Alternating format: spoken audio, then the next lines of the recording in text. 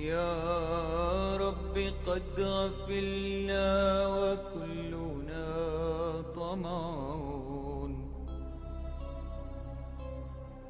في عفو وفي كرم وفي عتاق.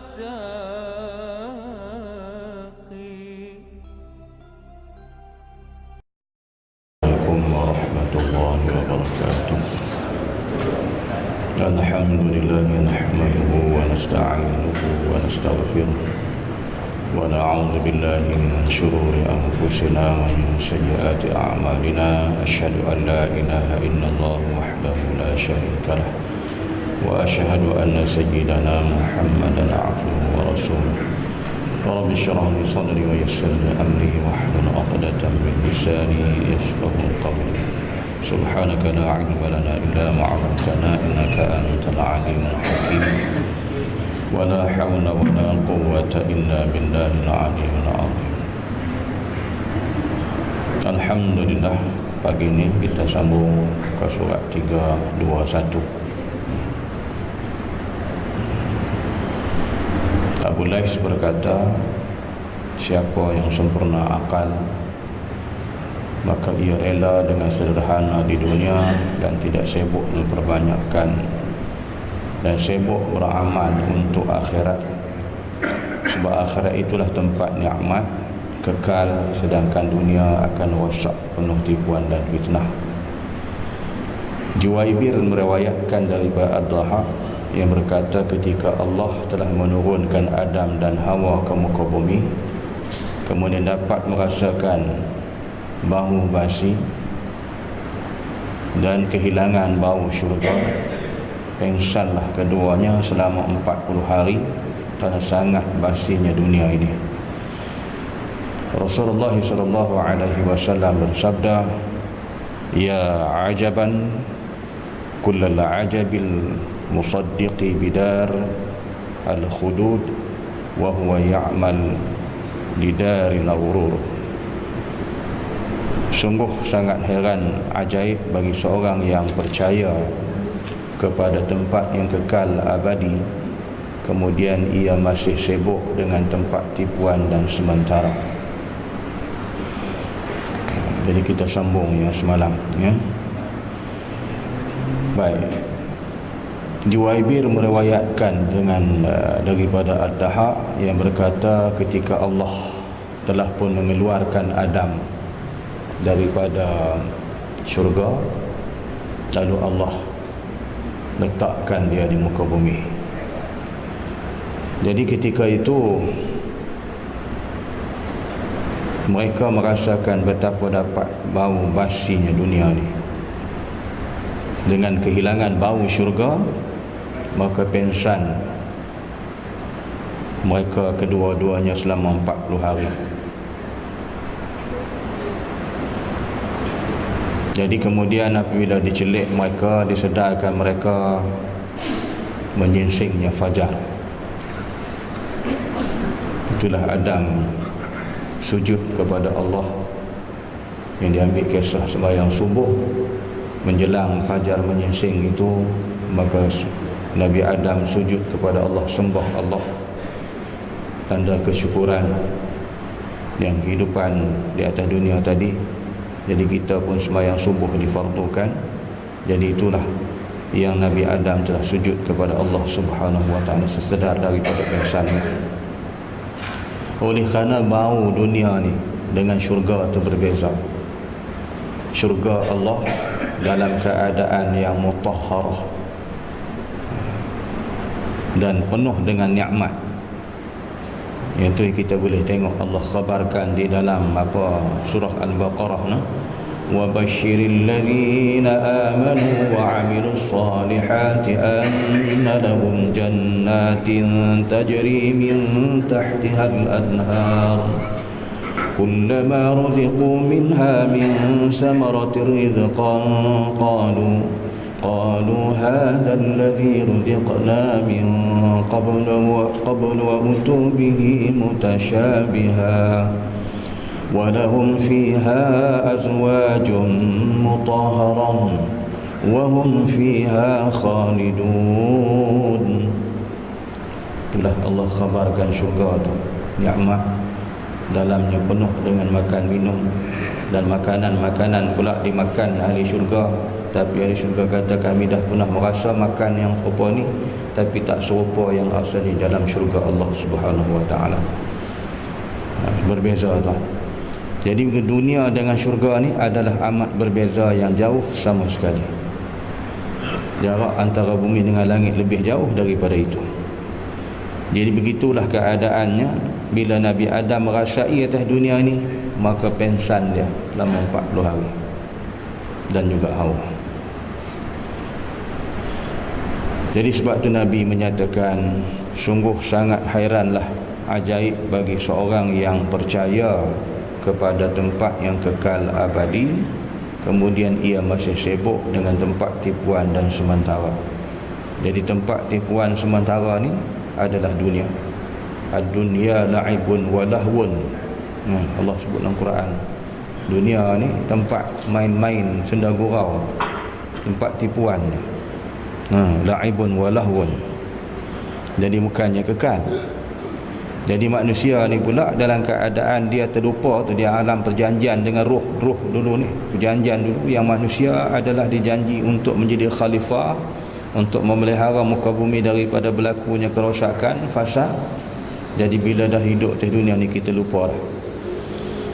Lalu kita leka asyik dengan dunia, seronok dengan dunia, sehingga mana kita ni lupa tanggungjawab hak yang sebenarnya Allah jadikan kita ni.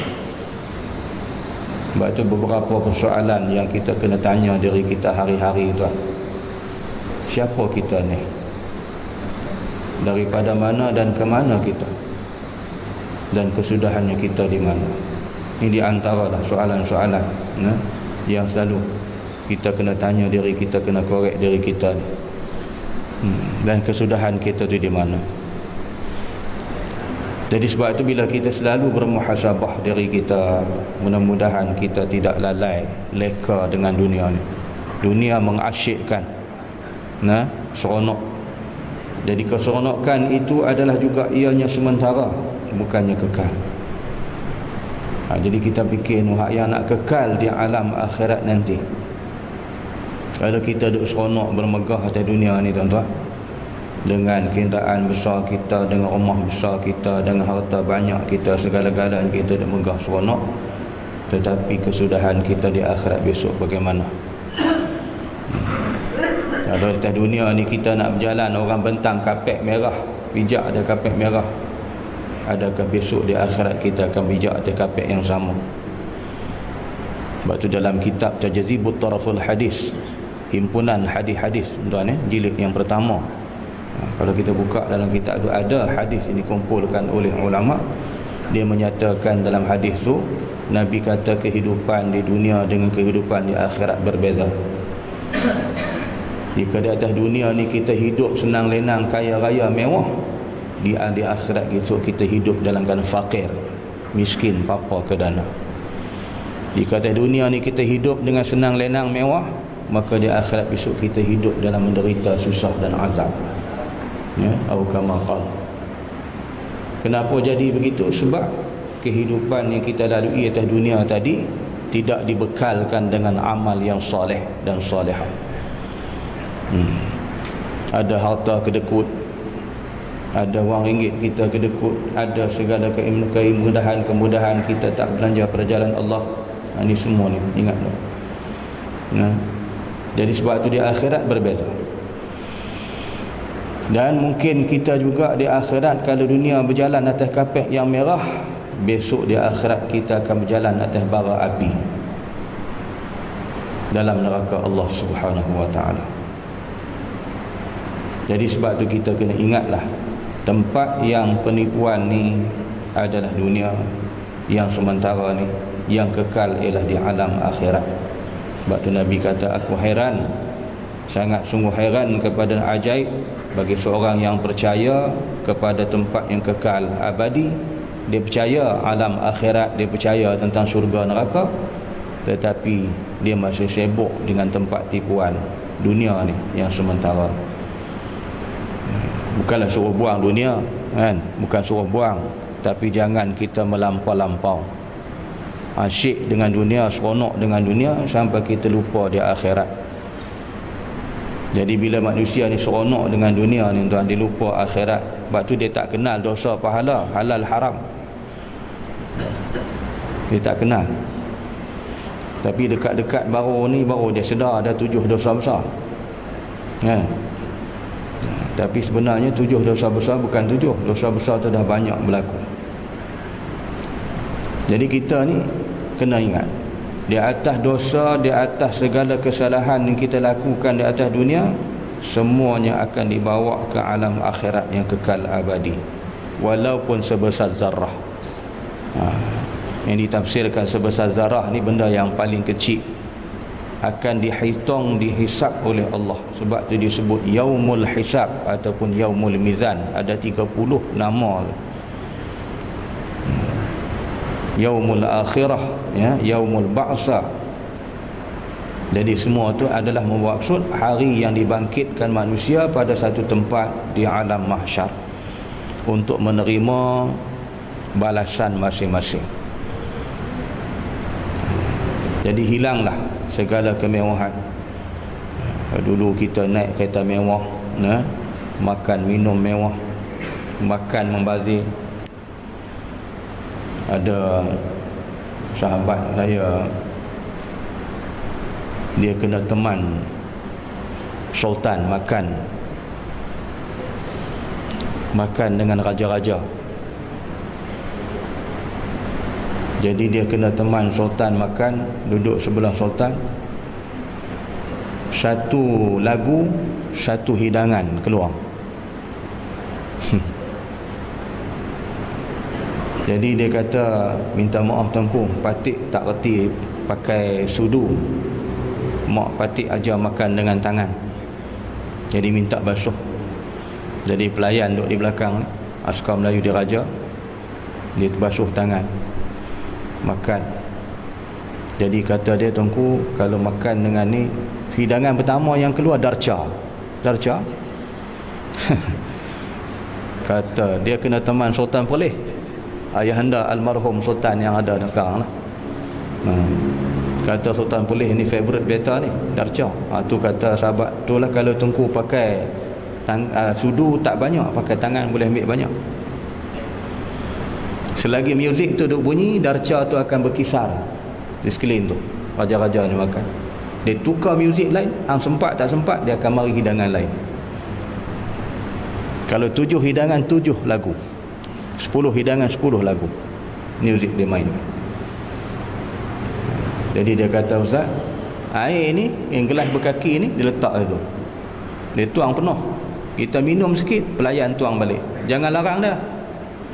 Kata jangan tuang, dia tak peduli, dia tuang je. Gelas tu macam tu lah sampai sudah, daripada asal penuh macam tu, kita keluar dia buang.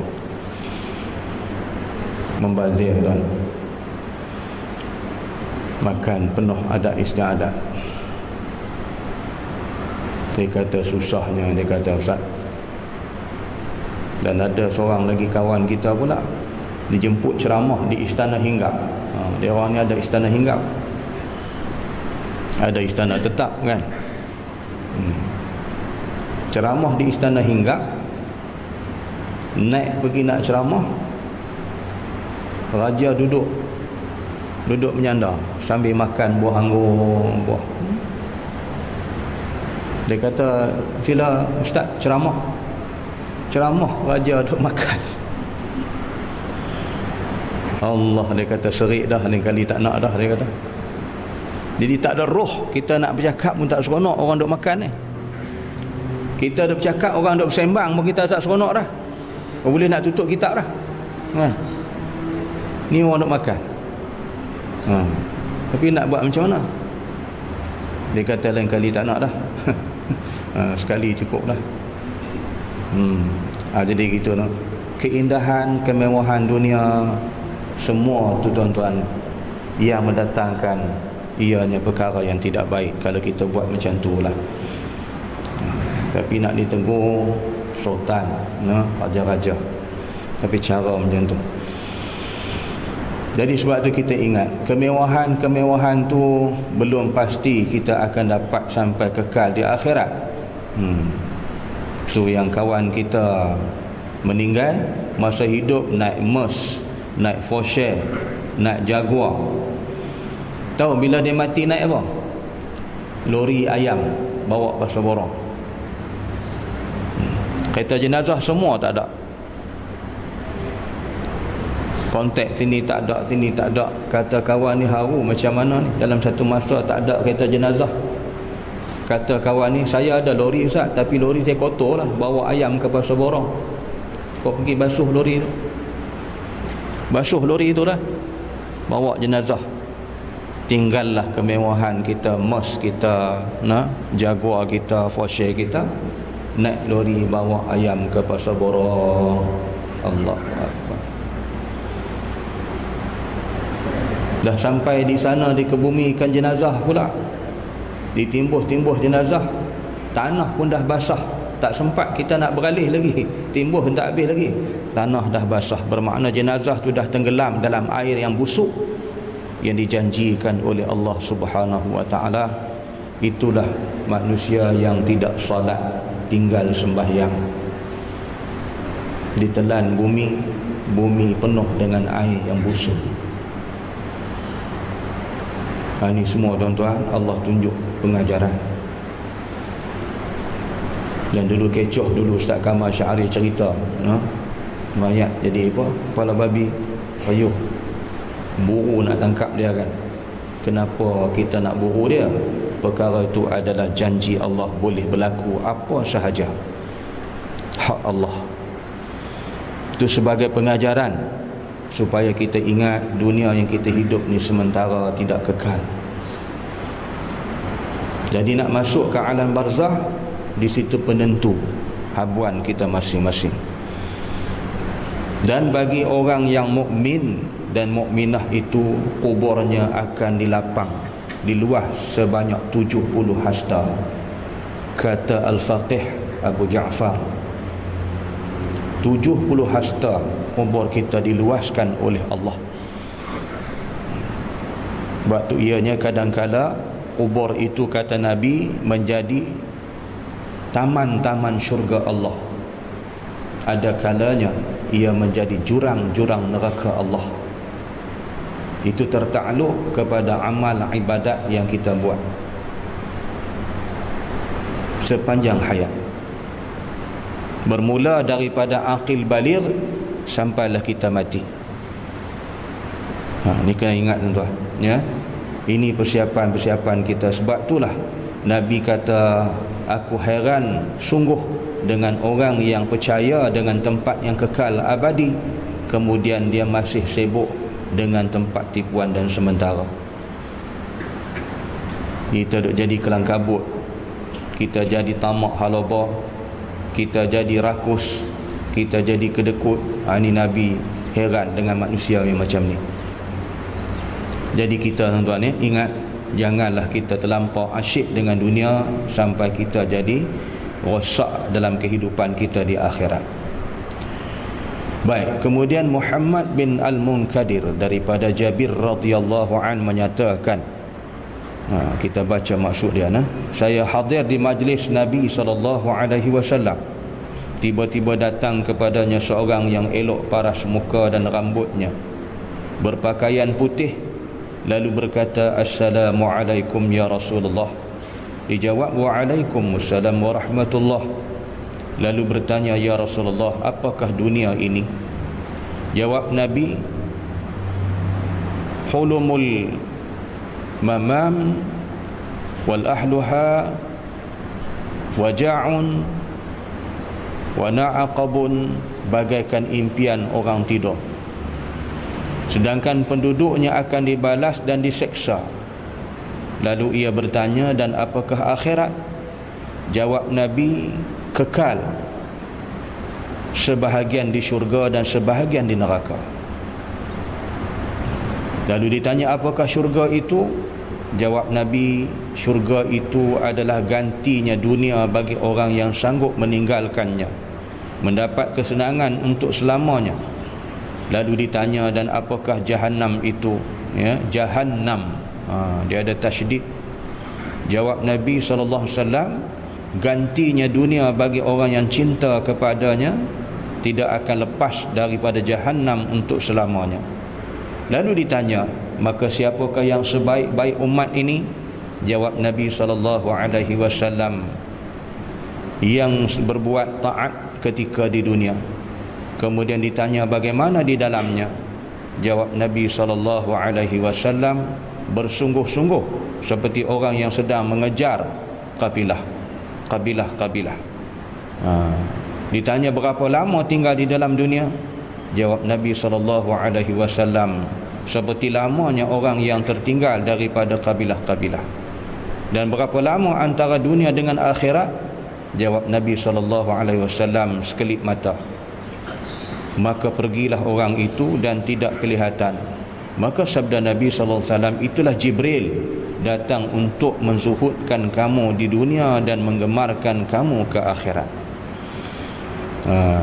Jadi ini kisah Jibril datang kepada Nabi, bawa pengajaran kepada seluruh umat Islam, dulu, kini dan selamanya. Bukan takat tu saja, dulu, kini dan selamanya.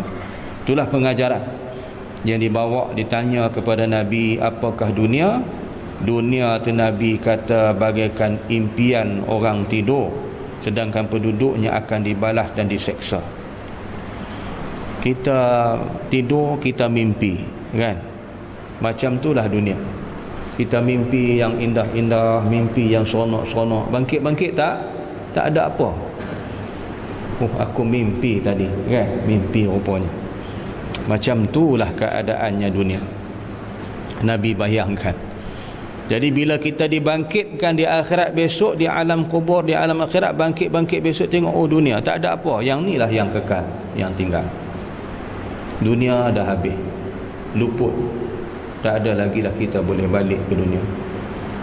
Sebab tu orang kafir tu, bila kita buka dalam Al-Quran, dikisahkan kehidupan di akhirat, orang-orang yang kafir ni, bila dihidup di akhirat, dia kata, ya Allah, kalau beginilah rupanya, baliklah kami semula ke dunia.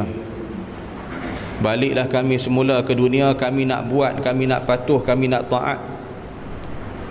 Dah tak ada dah peluang untuk balik ke dunia. Duduk di sana dah kena seksa, kena azab, kena apa, nak balik ke dunia tak ada dah.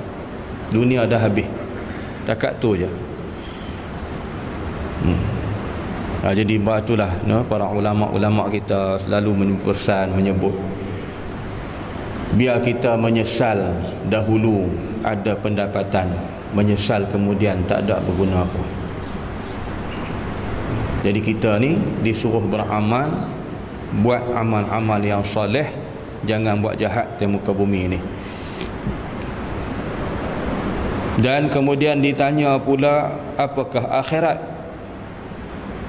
Kekal sebahagian di syurga dan sebahagian di neraka. Nah, Nabi jawab, akhirat tu macam mana? Nabi kata ada sebahagian kekal di syurga, ada sebahagian kekal di neraka. Itulah kehidupan akhirat. Dia tak ada pilihan yang ketiga dan seterusnya. Dua tu saja. Jika Allah letakkan kita di syurga, maka kekallah kita tu. Dan jika Allah letakkan kita di neraka pula, disabit dengan kesalahan, kejahatan kita buat, maka kekallah kita di situ. Lepas tu kita dulu orang tua kata, tak apa, masuk neraka kita pun tak kekal lama, kita terbit balik. Dia lah.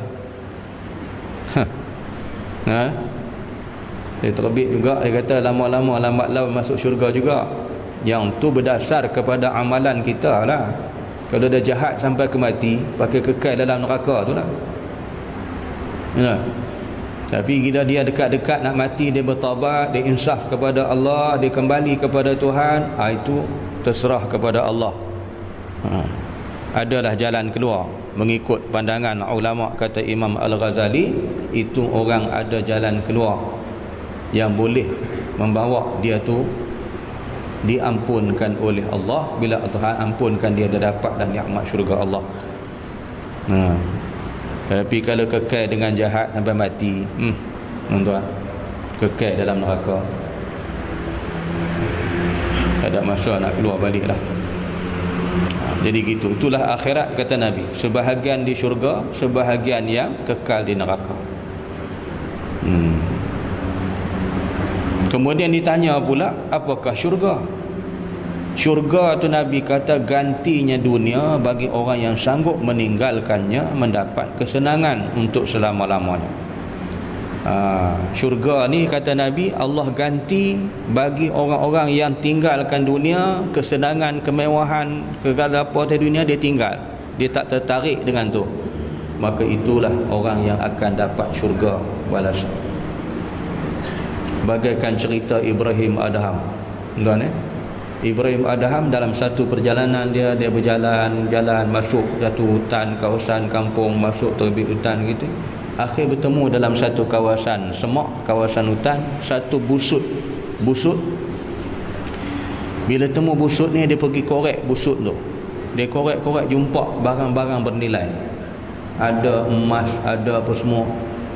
Dalam hati dia betik, dia nak ambil, tapi teringat balik, ini semua dunia ni. Semua dunia. Dia pun tutup balik. Aku nak mencari bukan yang ni, kata dia, aku nak mencari lain, nak mencari untuk akhirat. Dia tutup balik, dia berjalan, tak jauh dari situ jumpa ada seorang hamba Allah yang susah, fakir, pakaian pun dalam keadaan serba selekeh lah. Dia kata, wahai saudara, aku tengok kamu dengan keadaan kesusahan macam ni. Di belakang tu tadi aku jumpa satu busut, ada barang bernilai dalam tu. Dia kata, kau ambil lah, mudah-mudahan boleh merubahkan cara hidup kamu ni. Orang tu kata apa? Wahai saudara, sebelum kau jumpa yang tu, aku jumpa dah tadi, aku tengok dah tadi, kata, tapi aku tak teringin pun. Allah, Ibrahim kata, rupa-rupa dia jumpa dulu, aku tak teringin sikit pun. Tu semua dunia, kata dia. Allah, menangis Ibrahim Adham. Ya Allah, betapa teruknya aku ni. Aku dah merasa dah nikmat, kaya-kaya dah, hidup mewah, tiba-tiba jumpa yang tu pun terdetik lagi, teringin nak ambil tu. Yang kawan ni punya susah, tak teringin pun, dia kata. Kalau kita tu jumpa, kita sapu bersih dalam keadaan orang tak suruh pun kita ambil, orang suruh lagi dah. Ni macam berlaku kat kita. Orang tak suruh pun dia ambil, bila orang suruh lagi dia sapu bersih. Duit Baitul Mal pun hilang 2 juta, tak terjawab sampai hari ni. Wilayah punya menyusul, kemudian 1 juta lebih hilang. Main tuan. Tu dalam kita tak suruh tu. Kalau suruh dengan Baitul Mal dia angkut sekali. Tu. Padahal dah duit dah ada dah. Kedudukan ada, pangkat ada, allowance ada, gaji ada, pencen ada, hilang lagi. Dunia tu. Allahu Akbar. Jadi siapa yang tinggal kemewahan, kesenangan dunia, kata Nabi, Allah gantikan syurga untuk dia. Dan apakah Jahannam itu? Jawab Nabi, ganti dunia bagi orang yang cinta kepadanya, tidak akan lepas daripada Jahannam untuk selamanya. Ni orang yang gila dunia, hidup mewah, segala-gala yang kita sebut tadi ni, Allah ganti di akhirat besok dengan neraka Jahannam. Tu yang saya kata dalam hadis yang ulama kumpul dalam kitab Tajzibut Taraful Hadis jilid yang pertama, dunia dengan akhirat berbeza. Jika kita mewah, bersenang-senang lenang atas dunia, di akhirat kita hidup papa ke dana. Kita hidup dengan keadaan yang serba kekurangan, kita akan mewah di hari akhirat. Tuan-tuan akan tengok besok, kita akan saksikan ini. Nabi bercakap, tiada ada perkataan yang palsu, semua kebenaran. Dunia kita tengok Allah selekehnya, hidup dia ni susahnya kan, tak berapa lah hidup. Tapi ingat, di akhirat besok dia akan hidup dengan kaya raya, senang lenang, mewah. Pasal dia jaga daripada hidup dia, daripada penipuan di atas dunia. Jadi gantinya Jahannam itu bagi dunia yang hidup mewah serbanya, maka itulah akan diganti Allah di akhirat besok. Allah bagi dekat dia neraka Jahannam. Lalu ditanya, maka siapakah yang sebaik-baik umat ini? Jawab Nabi, yang berada taat ketika di atas dunia. Kuntum khaira ummatin ukhrijat linnas ta'muruna bil ma'ruf wa yanhauna 'anil munkar. Mereka yang baik seumat Nabi Muhammad itu ialah mereka yang menjalankan amal ma'ruf nahi munkar. Di atas dunia hidup ni menjalankan amal ma'ruf nahi munkar. Dalam menjalankan amal ma'ruf nahi munkar menjadi kewajiban. Sebab itulah bila kita menegakkan yang ma'ruf, mencegah yang munkar, akan berlaku pertembungan yang mana manusia benci kepada kita, marah kita, dia bunuh kita tu. Dan tengok dalam YouTube, saya tengok semalam kematian Asy-Syahid Syekh Ramadan Al-Buti, pengarang kitab Fiqh Sunnah. Duk kuliah macam ni dalam masjid, tiba-tiba masuk orang tembak, 20 orang mati. Bila dia tembak tu, Syekh Ramadan Al-Buti alihkan kepala, dia mengalih sebelah sini. Bila mengalih, dia orang tembak dah merasakan dah mati, tiba-tiba dia boleh bangkit. Dia mari dekat depan macam ni, pegang tembak kepala, pegang tembak betul. Allahu Akbar, kejam tuan. Saya tengok semalam menitih air mata. Syahidnya Syekh Ramadan Al-Buti mati dalam masjid ditembak, pegang betul-betul macam pegang botol, pegang kepala tembak. Baru kita dapat gambar sebenarnya. Kalau tengoklah harakah ni, tengok masjid bergelimpang gitu aja kan, orang mendadak ni tengok betul. Dia tengah duk bercakap, tengah duk kuliah macam ni, sampai kuliah tiba-tiba tembak, 20 orang mati. Dia alihkan sebelah sana, lepas tu dia bangkit pula, bangkit tu mari pegang tu tembak. Itulah tuan-tuan, menjalankan amal ma'ruf nahi munkar, maka mereka mati sebagai syahid di sisi Allah, mati penuh kemuliaan. Jadi menegakkan yang ma'ruf, mencegah yang munkar, itulah sebaik-baik umat, ya, yang Allah pun sebut dalam Quran.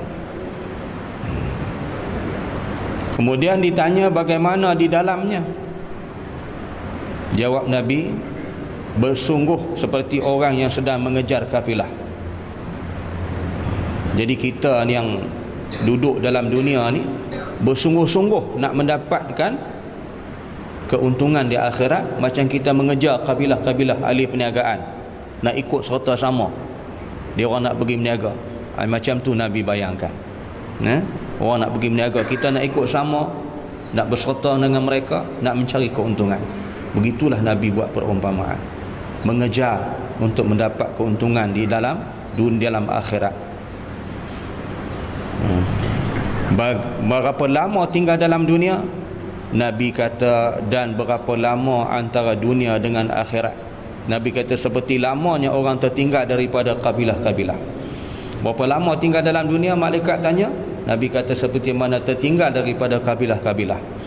Jadi hak mana yang terlepas, tak boleh ikut serta di rombongan perniagaan, begitulah mereka akan tinggal. Yang mana boleh ikut ahli perniagaan ni, akan pergilah mereka. Jadi begitulah keadaan kehidupan kita dunia ni. Ada yang dulu, ada yang kemudian. Dia tak sama, ya? Tak sama. Perginya kita ke alam akhirat tidak sama. Ada dulu, ada kemudian. Itu janji Allah. Dan jawab ditanya, maka pergilah, jawab Nabi ditanya, dan berapa lama antara dunia dengan akhirat? Jawab Nabi pula, maka pergilah orang itu dan tidak kelihatan. Jadi keadaan kita ni akan tinggal terus. Jarak antara dunia dengan akhirat tak akan berpatah balik. Tinggal habis, kan? Mana ada orang patah balik dah. Gitulah Nabi kata. Maka pergilah orang itu dan tidak kelihatan lagi. Maka sabda Nabi, itulah Jibril. Jibril turun bawa pengajaran, nak menceritakan supaya kita hidup atas dunia ni hendaklah hidup dalam zuhud. Zuhud arti kata kita mengambil dunia untuk mencapai keuntungan di akhirat, bukan kita buang dunia. Bukan buang dunia. Tu kena faham betul-betul. Ini zuhud sampai buang semua, bukan. Kita nak guna dunia nak sampai kemenangan di akhirat. Macam kawan kita lah, dia kata zuhud lah kita ni. Iyalah zuhud, tapi tak kena cara, kan? Kena mengaji. Dia zuhud, rumah dia lantai semen pecah apa semua, malam-malam cacing keluar kat lubang tu naik, kan? Lipan masuk. Bini dia kata, abang repair lah lantai, zuhud lah sikit. Dia kata, zuhud tak minyak apa ni, orang tak mengaji. Repair lah lantai tu bagi elok semua, barulah jaga elok keselamatan anak isteri kita. Dia naik motor, saya cakap kat dia, tu rantai nak putus tu. Dia kata tak apa, insya-Allah, tawakal. Ish, tawakal tak minyak apa, rantai nak putus tu. Pergilah repair dulu. Kalau dia putus juga tak apa, tu baru tawakal. Kan? Tukar rantai baru apa semua, tawakal. Tu kena. Ni genting lah. Saya tenggur tu rantai nak putus, esoknya putus tu terlentang anak-anak dia. Tawakal. Tu kena mengaji bab-bab ni tuan-tuan, ya. Kena mengaji. Tawakal, zuhud, kena mengaji. Wallahu a'lam. Insya-Allah kita sambung pada besok. Subhanakallahumma bihamdik asyhadu an la ilaha illa anta astaghfiruka wa atubu ilaik. Bismillahirrahmanirrahim. Wal 'asri innal insana lafi khusr illa allazina amanu wa 'amilus solihat wa tawassaw bil haqqi wa tawassaw bis sabr. Shadaqallahul 'azim. Assalamualaikum warahmatullahi wabarakatuh.